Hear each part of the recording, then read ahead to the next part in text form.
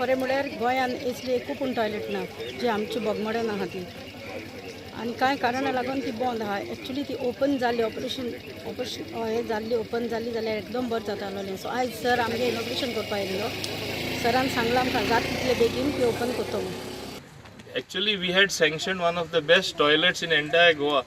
We spent something like 36 lakhs, but I found 60 lakhs. But I find it appalling.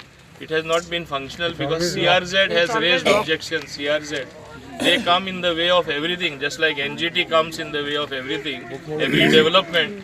Now NGT delayed our Mandovi bridge, third Mandovi bridge. We have completed that, such a lovely bridge. But they delayed it by 1.5 years. What did they achieve?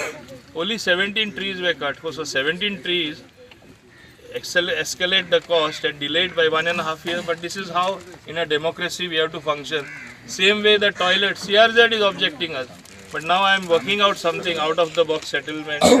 Not only CRZ and some private people will look after that.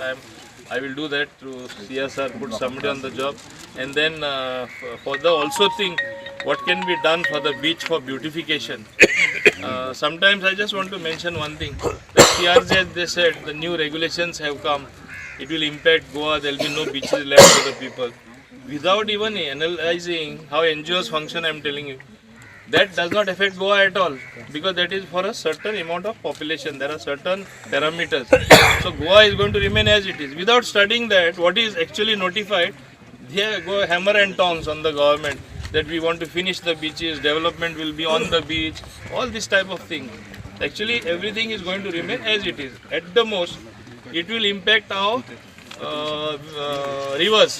From 100 meters, they will come to 50 meters. That's the only change.